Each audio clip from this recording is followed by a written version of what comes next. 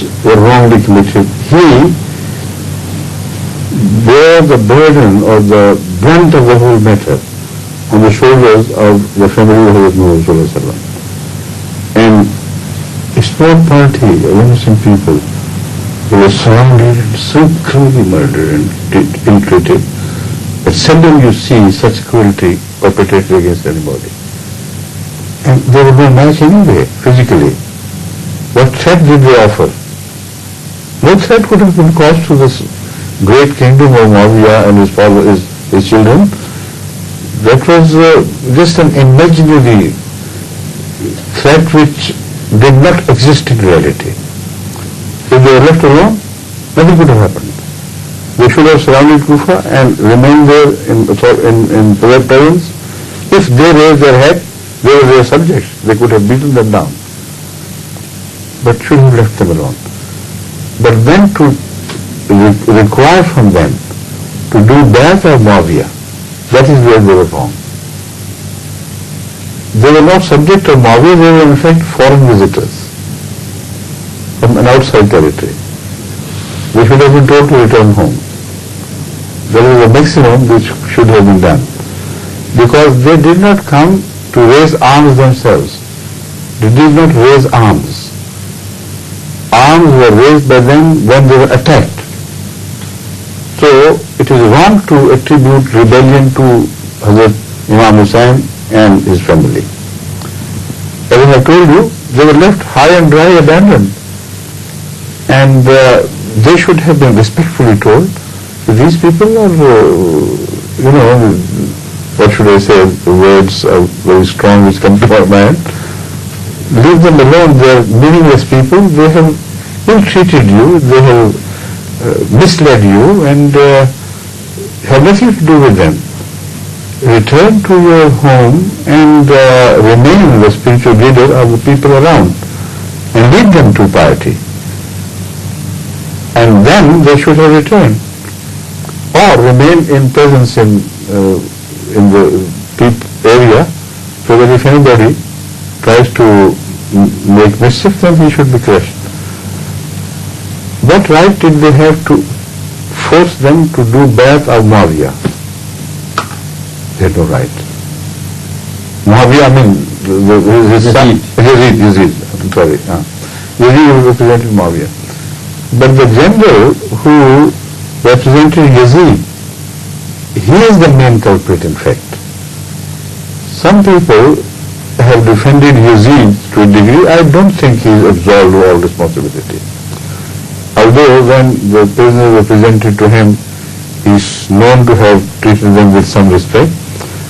But all was done with his command, and some Sunni historians have tried to absolve him of all the responsibility. I do not agree with them at all.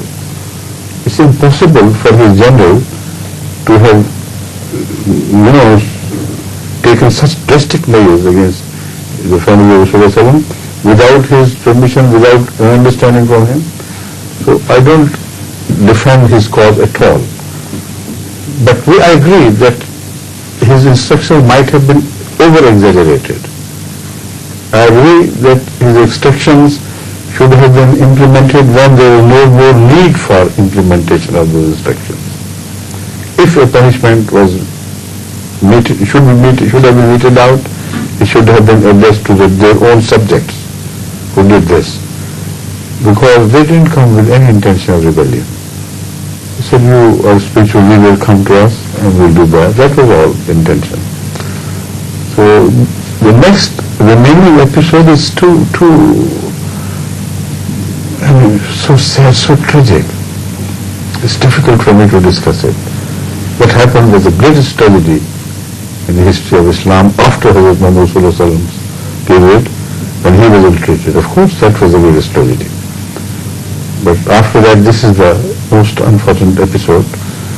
So we should pray for the departed souls, who should highlight their character and strength in weakness, the manlyhood with which they stood their grounds and did not bow to an authority sacrificing their principles. This is the best homage that we can pay to their memory, and this is the lesson we should draw from this. Otherwise, I have attempted, I think the confusion has to be sorted out and clarified.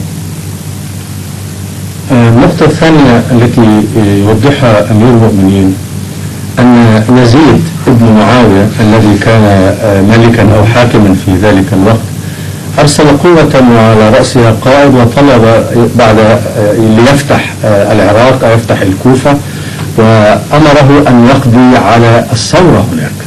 يقول أمير المؤمنين لم تكن هناك ثورة. أي ثورة التي كانت هناك؟ إن المجموعة التي ذهبت مع سيدنا الحسين كانت مجموعة صغيرة، بضع 70 أو 80 أو 100 أو حتى مئات. كان عدد قليل جدا، لا يمكن أن يحدثوا فتنة ولا أن يحدثوا ثورة، وليست عندهم قوة قتالية حتى يجرد لهم جيشا كبيرا. كان من الممكن لو أن هذا الرجل، هذا المجرم الذي تسبب في هذه الحادثة وهو قائد هذه المجموعة، كان من الممكن أن يصرفهم ويقول لهم أن هؤلاء الذين نادوا عليكم وقالوا لكم تعالوا قوم ليسوا جادين فيما يفعلون، فانصرفوا مشكورين، لقد بايعوكم وتعودوا مرة أخرى، ويكتب إلى يزيد ويقول ليست هناك ثورة وانتهت القضية وانتهت المشكلة. ولكنه كان سيء النية وحاصر هذه المجموعة الصغيرة التي ليست لديها أي قوة عسكرية، معظمهم من النساء والأطفال والصالحين الذين ليست من أهل الحرب، ويريد أن يجبرهم على مبايعة يزيد. هذا أمر لا يمكن أن يتقبله شخص مثل الحسين. كيف يكون هو الخليفة في إقليمه في مكة والمدينة والحجاز وأنت تريد أن يبايع يزيد في الشام؟ في مكة في الحجاز. yes. That is the confusion. Politically, yes. It was not a confusion. It was not a political invasion made of Iraq. If had it been a political invasion, then he should have come with large army. You know, we should invade it like the kings invade other territories. That is what I want to clarify. No. It was not an invasion, political, territorial invasion of Iraq at all. Your Mr. Tugri, we want to do that at your hands. Let's go. أمير المؤمنين يوضح هذه النقطة، أنه لم يكن فقط خليفة لرسول الله صلى الله عليه وسلم في الحجاز، ولكنه خليفة لكل المسلمين. فهو لم يذهب إلى العراق غازيا، لم يكن معه جيش ليفتح العراق، وإنما ذهب هو ومجموعة من آل بيته إلى هناك ليبايعوه على هذه الخلافة الروحية لرسول الله صلى الله عليه وسلم. فهذا القائد أصر على أن يجبره على أن يبايع يزيد، وما كان ليقبل هذا الأمر. فهذه نقطة جانبية الآن. المهم أن هذا الرجل كان يستطيع أن يضع قواته على الكوفة وعلى حدود العراق ويمنعهم من الدخول ويصرفهم، وهم كانوا سينصرفون عندما لا يجدوا قبولا ولم يخرج إليهم أحد من أهل العراق، فما كانوا سيستمرون في هذا الموقف، ولكنه هو الذي حاصرهم ووضعهم في هذا الموقف الذي ما كان يمكن للحسين أن يتقبله، وأجبروهم على أن يدافعوا عن أنفسهم، وكانت فرصة للقضاء عليهم. فهذا العمل، يقول أمير المؤمنين أن بعض علماء السنة يريدون أن يبرئوا يزيد من هذا الموضوع، ولكن الحقيقة ما كان يمكن لهذا القائد أن يتجرأ على مثل هذا الفعل الذي ارتكبه إلا لأن يزيد أعطاه العلامة النور الأخضر ليتصرف كما يشاء. ربما يكون هذا الرجل قد تجاوز حدوده، لكن أيضا لا يزال يزيد مسؤولية أدبية وأخلاقية ومن كل النواحي عن هذه الجريمة. يقول أمير المؤمنين أنا لا أستطيع أن أناقش عملية القتل والإجرام الذي ارتكبوه، لأن هذه أشياء مؤسفة ما كان يمكن أبدا أن تحدث لآل بيت النبي صلى الله عليه وسلم، وعلى مسافة قريبة من وفاة النبي عليه الصلاة والسلام.